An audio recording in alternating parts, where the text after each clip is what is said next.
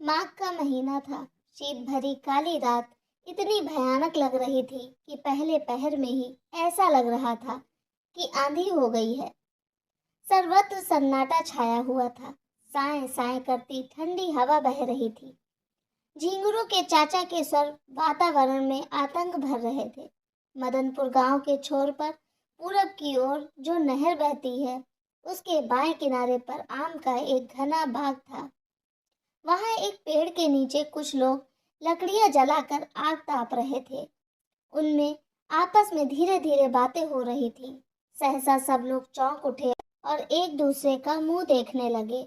उन लोगों ने अलाव तपने के लिए जलाई हुई आग की रोशनी में देखा कि एक स्त्री भागी हुई उधर ही चली आ रही है। वह पैरों में पायल पहने थी, जिसके घुंघरू बज रहे थे। वे सब सकते की हालत में आ गए कि आखिर वह स्त्री कौन है जो रात के इस सन्नाटे में ऐसे सुनसान स्थान में आ रही है। वह नारी मूर्ति पास आ गई। उसने जब वहां पर बैठे लोगों को देखा तो उसके मुंह से एक चीख निकल गई। चीख जोर की थी, वह गिरते गिरते बची। तभी एक आदमी के मुंह से निकला, ठहरो। वह नारी सहम गई। कुछ क्षण के लिए उसकी आंखें बंद हो गई थी। उसने पलकें खोली और आग के पास बैठे लोगों को आंखें फाड़ फाड़ कर देखने लगी। लड़की के हाथों और पैरों में मेहंदी रच रही थी। पैरों में चांदी के घुंघरू वाले पायल थे। हाथों में काली कांच की चूड़ियां, लाल लाख का जोड़ा, सोने के कंगन और सोने की ही पहुनी थी। माथे पर बिंदिया थी, उस पर झूमर, गले में सोने का हार पहने हुए थी। हरा रेशमी गोटे का लहंगा उसके तन पर था। उस पर उसने लाल चुनर ओढ़ रखी थी। उस लड़की ने उन व्यक्तियों की ओर निहारा और फिर शीघ्रता पूर्वक बिना कुछ जवाब दिए आगे की ओर बढ़ने लगी। तुम आगे नहीं जा सकती। युवती ने देखा कि एक आदमी ने आगे आकर उसकी राह रोक ली है। मुझे जाने दो, युवती ने साहस बटोर कर कहा। कहाँ? जहाँ मेरा मन होगा। वह आदमी चक्कर में पड़ गया। उसकी समझ में नहीं आ रहा था कि आखिर यह लड़की है कौन और कहाँ जा रही है। अब उस आदमी के पास दो व्यक्ति और आ गए। वो लड़की को घेर कर खड़े हो गए। एक के हाथ में टॉर्च थी। उसने उसकी रोशनी लड़की पर डाली। सोने चांदी की चमक से उसकी आंखें चौंधिया गईं। अब उन लोगों ने देखा कि लड़की दिखने में बहुत सुंदरी है। उनकी गोरी संगमरमर की देह यह सिद्ध कर रही थी कि उसका रंग गोरा ही नहीं, बल्कि ऐसा है मानो वह दूध से नहा कर आई हो। सुडौल हाथ पैर, सुगठित बदन, नख शिख में इतना आकर्षण था कि आंखें बरबस ही उस ओर उठ जाती। पतली लंबी नाक, बड़ी बड़ी रसीली आंखें, उनमें लगा काजल छवि में चार चांद लगा रहा था। होंठ पतले गुलाबी, गर्दन सुराहीदार, सब कुछ मिलाकर देखने में वह स्वर्ग की अप्सरा से कम न थी। लड़की उन तीनों के बीच घिर गई थी। उसने एक ओर से अपना रास्ता बनाया, लेकिन जैसे ही वह आगे बढ़ी, एक आदमी ने उसका हाथ पकड़ लिया। वह गंदी हंसी हंस कर कह रहा था, चली कहाँ? पहले यह गहने उतार दो। तुम्हें मालूम होना चाहिए, हम लोग डाकू हैं। अभी उस आदमी की बात पूरी भी नहीं हुई थी कि तब तक दूसरा बोल उठा, आज अब और कहीं जाने की जरूरत नहीं रही। भगवान ने अच्छा शिकार भेज दिया। लाओ गहने उतारो, देर ना करो। लड़की सहम गई।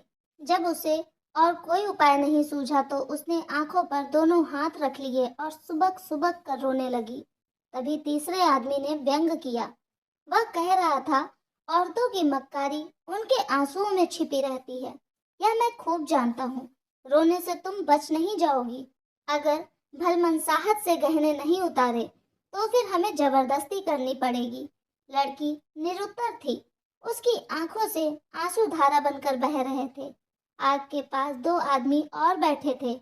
अब तक वे भी उठकर वहां आ गए और परिस्थिति को समझने का प्रयत्न करने लगे कि वह लड़की कौन है। लड़की ने जब अपनी ओर शेष आदमियों को भी आते देखा तो उसने वहां से जान बचाकर भागना चाहा, लेकिन भाग नहीं पाई। दो आदमियों ने उसे पकड़ लिया। वह जोर से चीखी, फिर गिर पड़ी और गिरते ही बेहोश हो गई। सुबह जब लड़की को होश आया तो उसने अपने को एक गुफा में पाया। वह पहाड़ी गुफा जैसी थी। एक ओर आग जल रही थी, उस पर पीतल के बर्तन में कुछ चढ़ा हुआ था। दूसरी तरफ दो तीन आदमी बैठे हा हा हू हू कर रहे थे। वह उठकर बैठ गई और विस्मय विस्तारित आंखों से इधर उधर देखने लगी। सबसे पहले उसकी नजर अपने बदन पर गई कि कहीं डाकुओं ने उसके गहने उतार तो नहीं लिए, मगर सभी जेवर सुरक्षित थे। इससे उसे संतोष हुआ। वह सोचने लगी कि शायद जब मैं बेहोश हो गई तो डाकू लोग मुझे यहाँ अपने अड्डे पर ले आए। लेकिन ताज्जुब है कि इन लोगों ने मेरे गहने नहीं उतारे। यह बात कुछ समझ में नहीं आई। वह उठकर खड़ी हो गई और वहां से बाहर जाने का रास्ता ढूंढने लगी। तभी एक अधेड़ उम्र का आदमी मुस्कुराकर वहां उसके पास आ गया। उसने स्नेहपूर्वक सिर पर हाथ रख दिया और सहानुभूति भरे स्वर में धीरे धीरे कहने लगा, बेटी डरो मत। तुम कौन हो? घबराने की जरूरत नहीं। हम लोग डाकू जरूर हैं, लेकिन पराई बहू बेटी को अपनी इज्जत समझते हैं। कहाँ जा रही थी तुम इतनी रात में? मुझे बतलाओ। हम अमीरों को सताते हैं, उन्हें लूटते हैं, मगर गरीबों की मदद करते हैं, दुखियों को सहारा देते हैं हम। लेकिन लड़की चुप रही। वह उस व्यक्ति की ओर आश्चर्यचकित नजरों से देखने लगी। डाकू सरदार ने उसे साहस बंधाया। वह फिर कहने लगा, तुमने बतलाया नहीं, डरो मत। तुम डाकुओं के अड्डे में जरूर हो, मगर तुम्हारा कुछ भी नुकसान नहीं होगा। हमारा सिद्धांत है कि हम स्त्रियों और बच्चों पर हाथ नहीं उठाते, उनकी रक्षा करते हैं। पहले यह गलत फहमी हुई कि तुम कोई आवारा और गई बीती स्त्री हो, इसलिए तुम्हें रोका गया। और तो आप मुझे छोड़ देंगे, मुझे यहाँ से जाने देंगे? मैं लेकिन ऐसे नहीं। तो फिर? लड़की भौचक्की सी हो गई। डाकू सरदार का मुंह देखने लगी। मैं जानना चाहता हूँ कि तुम कौन हो, कहाँ से आई और कहाँ जा रही हो। जरूर तुम किसी भले घर की लड़की हो। मुझे बतलाओ, मैं तुम्हारा धर्म पिता हूँ। किंतु लड़की का मुंह नहीं खुला। वह कर्तव्य विमूढ़ सी जहाँ की तहाँ खड़ी रही। तभी आग के पास बैठे एक आदमी ने उधर देखकर कहा, चाय तैयार हो गई है सरदार। अच्छा यहीं ले आओ, और देखो इनके लिए भी लाओ। यह मुसीबत की मारी मालूम होती है, बहुत ज्यादा डर गई है। इसके बाद सरदार लड़की की ओर मुंह किया। बैठ जाओ बेटी, अपने मन से भय और शंका को निकाल दो। यह समझ लो कि तुम सुरक्षित स्थान पर हो, यहाँ तुम्हारा कुछ भी नुकसान नहीं हो सकता। तब तक 2 गिलासों में चाय आ गई। सरदार बैठ गया। उसने लड़की से बहुत कहा, लेकिन वह खड़ी ही रही, बैठी नहीं। तो उसने हाथ पकड़कर जमीन पर बिठा दिया। फिर चाय का गिलास उसकी ओर बढ़ाता हुआ प्यार भरे शब्दों में बोला, चाय पियो, संकोच ना करो। मैं जानता हूँ कि तुम किसी मुसीबत में हो। मुझे बतलाओ, मैं तुम्हारी पूरी पूरी मदद करूंगा। लड़की बैठ गई थी। उसकी आंखों से टप टप आंसू गिरने लगे। किसी तरह उसने गिलास होठों पर लगाया, फिर चाय के 3 घूंट सिपक डाकू सरदार से कहने लगी, मैं यहाँ रहना नहीं चाहती, मुझे यहाँ से जाने दीजिए। लेकिन कहाँ जाओगी बेटी? जहाँ भाग्य ले जाए। मैं खुद नहीं जानती कि मेरी मंजिल कहाँ है। मैं तुम्हें नादानी नहीं करने दूंगा। यहाँ चारों तरफ जंगल ही जंगल है, तुम्हें रास्ता नहीं मिल सकता। अकेली जाकर भटकोगी। इसके अलावा एक बात और है। लड़की? क्या? सरदार, तुम लड़की हो। इस सुनसान और बीहड़ इलाके में तुम्हारा अकेले जाना ठीक नहीं। रास्ते में कोई मिला, वह तुम्हें परेशान करेगा। लड़की, आप इसकी चिंता ना कीजिए, मुझे जाने दीजिए। चोर और डाकू तो रात में मिलते हैं, दिन में नहीं। लड़की, तुम नहीं समझती बेटी, यह दुनिया रूप की दुश्मन है। तुम्हारा रूप ही तुम्हें सांप बनकर डस लेगा। इसके अलावा तुम कीमती जेवर पहने हो, तुम्हें जाना कहाँ है? हम वहां पहुंचा देंगे। पहले यह बतलाओ कि तुम कौन हो? लड़की, अगर मैं आपको अपने बारे में कुछ भी ना बताऊं तो? दोनों की चाय समाप्त हो चुकी थी। सरदार को हंसी आ गई। जोर से खिलखिलाकर हंस पड़ा और हंसते हंसते बोला, नादान लड़की, तूने अभी घर की चार दीवारी ही देखी है, बाहर की दुनिया नहीं। यह दुनिया बड़ी बेरहम है। यहाँ लोग बहुत ही जालिम हैं। मैं तुम्हें अकेले कहीं नहीं जाने दूंगा। तुम्हें बेटी कह चुका हूँ, मुझे अपना पिता समझो, मुझसे कुछ भी न छुपाओ। जब आप इतने दयालु पुरुष हैं, तो फिर डाका क्यों डालते हैं? अच्छे काम क्यों नहीं करते? तुम्हारा सवाल मुनासिब है, और हर आदमी जो असलियत को नहीं जानता वह यही कहेगा। अगर तुम कुछ दिन यहाँ रही तो तुम्हें अपने आप ही मालूम हो जाएगा कि मैं डाका क्यों डालता हूँ। मैं बुरा आदमी हूँ या भला? अब लड़की ने अपने आंसू पोंछ डाले। वह एकाएक सरदार की ओर देखने लगी। ठीक तभी सरदार ने पुनः उसके सिर पर हाथ रख दिया। अब उसके स्वर में स्नेह का पुट ही नहीं बल्कि मिश्री घुली हुई थी। उसने कहा, हाथों की मेहंदी और माथे की बिंदिया यह बतला रही है कि तुम सुहागिन हो। क्या ससुराल से रूठ कर आई हो और अपने पीहर जा रही हो? लड़की बोली, ससुराल का अभी मुंह नहीं देखा दादा। सरदार, फिर? अब लड़की आंसू बहाने लगी और रोते रोते गीले स्वर में बोली, आपको क्या बताऊं? मेरी नादानी पर आप हंसेंगे। सचमुच मैंने बड़ी भूल की जो अपना घर छोड़ा। तुम्हें ऐसा करने के लिए मजबूर क्यों होना पड़ा बेटी? सरदार ने यह कहकर अपने गमछे से लड़की के आंसू पोंछे। अब लड़की को पूरा भरोसा हो गया कि डाकू सरदार ने उसे अपनी बेटी माना है। उससे उसका अहित नहीं होगा। इसीलिए उसने उसके वक्ष में सिर गड़ा दिया और सिसक सिसक कर कहने लगी, मैं लग्न के मंडप से उठकर चली आई दादा। वहां मेरी तलाश हो रही होगी। डाकू सरदार लड़की की पीठ पर हाथ रख उसे आश्वासन दे रहा था। 2-3 डाकू वहां पर और आ गए। वे सरदार के पीछे आकर खड़े हो गए। उन्हें भी जिज्ञासा थी और एक अजीब उत्सुकता कि वह लड़की कौन है, कहाँ से आई है और इसके साथ मजबूरी क्या है। सबने सुना लड़की सरदार से कह रही थी, दादा मेरे साथ अन्याय हो रहा था। मुझे एक ऐसे आदमी के गले बांधा जा रहा था जो आयु में मुझसे काफी बड़ा, धन में पूरे गांव से बड़ा और पाप में इतना बड़ा कि उसका रोम रोम उसके गुनाहों की कहानी हर दम कहता। तुम किस जगह रहती हो दादा? आप वचन दीजिए कि मुझे मेरे घर नहीं ले चलेंगे। मैं उस पापी से शादी नहीं करूंगी। वह मनुष्यता के नाम पर कलंक है। मेरी सौगंध खाइए। आप मेरे पिता हैं।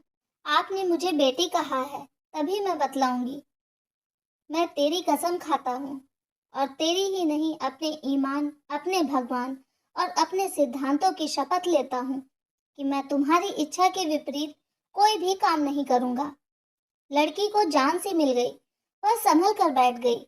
उसने अपने आंसू पोंछे और गीले स्वर में कहने लगी, गांव मदनपुर में मेरा घर है। वहां के पुराने रईस भगवान दास का नाम तो आपने सुना ही होगा। उनकी कई विशेषताएं हैं, जैसे सूदखोरी, मुनाफाखोरी और हरामखोरी। कौन ऐसा है जो उस गांव में जो उनके अत्याचारों से पीड़ित नहीं? उनका लड़का गुलाब बाप से भी 4 हाथ आगे है। उसी कुकर्मी और दुर्व्यसनी गुलाब के साथ मेरी शादी होने जा रही थी। ये जेवर जो मैंने पहने हैं वहीं से चढ़ावे में आए थे। इस पर डाकू सरदार ने एक दीर्घ उच्छ्वास ली और तभी उसके मुंह से निकल गया, अच्छा तो भगवान दास के लड़के के साथ तुम्हारा विवाह हो रहा था। बहुत नीच हैं वे लोग। गरीबों का खून पी पी कर जोक की तरह मोटे हो रहे हैं। मैंने कई बार प्रोग्राम बनाया लेकिन अभी तक उनका नंबर नहीं आ पाया। तुम्हारे पिता का क्या नाम है बेटी? लड़की, ईश्वरलाल। और तुम्हारा? कस्तूरी।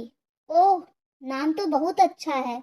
ईश्वर चाहेगा तो एक दिन तुम्हारा यश कस्तूरी की तरह चारों तरफ फैलेगा। लोग तुम्हारे साहस और बहादुरी की तारीफ करेंगे। तुमने परिस्थितियों से लड़ना सीखा है, उनके आगे घुटने टेकना नहीं। तुम एक आदर्श लड़की हो। कस्तूरी की आंखें गीली थी। उसने सरदार की ओर देखा, कुछ कहना चाहती थी। तब तक सरदार फिर बोल उठा, ईश्वर लाल ने गुलाब के साथ रिश्ता क्यों मंजूर कर लिया, जबकि अच्छी तरह से जानते होंगे कि उसका चाल चलन ठीक नहीं। मजबूरी के आगे किसी की नहीं चलती। आज के मजबूर इंसान से ही ये पूंजीपति मनमाना फायदा उठाते हैं। पिताजी ने कई साल पहले भगवान दास से कुछ कर्ज लिया था, वह अब तक अदा नहीं हो पाया। उसका दावा हुआ और डिग्री भी हो गई। गुलाब की घर वाली पिछले साल गुजर गई। उसके 5 बच्चे हैं। ना जाने उसकी दृष्टि मुझ पर कैसे पड़ गई। उसने अपने बाप के कानों तक यह बात पहुंचा दी कि वह मुझसे ब्याह करना चाहता है। बस फिर क्या था, भगवान दास ने पिताजी को बुलाया और उनसे जोर देकर यह कहा कि वह मेरा ब्याह गुलाब के साथ कर दे, नहीं तो डिग्री का रुपया वसूल करने के लिए कुर्की करवा लेंगे। उसमें अगर रकम पूरी न हुई तो मकान नीलाम करवा लेंगे। पिताजी पहले राजी नहीं हुए, वे रोने गिड़गिड़ाने लगे, लेकिन फिर कस्तूरी आगे नहीं बोल पाई। उसकी हिलकी भर आई थी, वह रोने लगी। सरदार ने कस्तूरी के आंसू पोंछे और उसे दिलासा देते हुए अपनत्व भरे स्वर में कहने लगा, दुख ना करो बेटी, रो मत। हाँ फिर क्या हुआ? फिर पिताजी घर आए, माँ से सलाह की, फिर वे हिम्मत कर इनकार करने गए, मगर वहां मजबूर कर दिए गए। उन्हें लालच दिया गया कि शादी के बाद डिग्री के कागज उन्हें दे दिए जाएंगे। इस तरह वे कर्ज मुक्त हो जाएंगे, साथ ही दहेज में उन्हें एक पाई भी खर्च नहीं करनी पड़ेगी। विवाह का जितना भी खर्च होगा सब भगवान दास उठाएंगे। तुम्हारे पिता ने तुमसे कुछ नहीं पूछा? क्यों नहीं? तुमने क्या जवाब दिया? माँ ने रो रो कर मुझे अपनी मजबूरी बतलाई। तब मैंने भी सिर हिलाकर हाँ कह दिया। यही एक उपाय था दादा। उस समय कोई और सूरत नहीं थी तुम्हारे मंडप से चले आने पर। अब तुम्हारे पिता पर क्या बीत रही होगी, इसका तुम्हें अंदाज है? मैं जानती हूँ कि भगवान दास उन्हें परेशान करेंगे, लेकिन मेरे सामने भी अपनी मजबूरी थी, इसलिए विवश हो गई। मैंने बहुत हिम्मत की कि मंडप में जाऊं, लेकिन मन ने स्वीकार नहीं किया। प्रीति के आंसुओं ने कहा कि तुम्हारी मंजिल कहीं और है, तुम भटक रही हो। क्या मतलब? मैं समझा नहीं। अब कस्तूरी का सिर शर्म से नीचे हो गया। वह दाहिने पैर के अंगूठे से जमीन कुरेदते हुए शर्मीले स्वर में बोली, माफ कीजिए, बड़ों के आगे छोटों को यह कहना शोभा नहीं देता। मुझे किसी से प्यार था, वह मेरे जीवन का सुकून बन चुका था। मेरी आंखों में 2 तरह के आंसू हैं, एक मजबूरी के और दूसरे प्यार के। वह कौन है बेटी? मेरे जीवन का देवता, मेरे सपनों का सौदागर, मेरे मन का मीत। उसे लोग किशोर कहते हैं। वह हमारे गांव का ही है, लेकिन पता परिस्थितियों ने गांव छुड़वा दिया। आजकल वह शहर में है, लेकिन पता नहीं कहाँ। फिर तुम जा कहाँ रही थी? शहर? किशोर के पास? लेकिन तुम्हें उसका पता तो मालूम नहीं। मैं ढूंढ लूंगी, वे जरूर मिलेंगे, मेरा दिल कहता है। कौन सा शहर बतलाया तुमने? इलाहाबाद। किशोर बाबू वहीं गए हैं, वहीं काम करते थे। इधर 2 साल से कोई पत्र नहीं आया। इससे पहले इलाहाबाद से चिट्ठी आई थी। मेरी समझ में तुम्हारा इलाहाबाद अकेले जाना ठीक नहीं है। वहां जाकर भटकोगी, परेशान होगी। भटकने और परेशान होने के लिए ही यह जिंदगी मिली है। मुझे जाने दो दादा। नहीं बेटी नहीं, तुम समझती नहीं। मैं सब समझती हूँ दादा। मुझे जिंदगी का तनिक भी मोह नहीं। बस एक ही लालसा है, एक ही इच्छा है कि किशोर को देख लूं, उससे 2 बातें कर लूं। उनके बाद कस्तूरी, तुम मुझे अपना पिता समझती हो ना? इस पर कस्तूरी ने हाथों तक सिर हिलाया। तब सरदार ने उसे आश्वासन देते हुए सांत्वनापूर्ण शब्दों में कहा, मेरी राय तो यह है कि बेटी कि तुम यहीं रहो। हमारे आदमी इलाहाबाद जाकर किशोर का पता करेंगे। तुम मुझे पता बतला दो, हम किशोर को यहीं बुला देंगे। यद्यपि कस्तूरी इसके लिए राजी नहीं थी, लेकिन उस समय की परिस्थिति ऐसी थी कि उसे डाकू सरदार की बात माननी पड़ी। सरदार स्नेह विहल हो गया था। उसमें करुणा, ममता और दया, इन तीनों का संचार अनवरत रूप से होने लगा।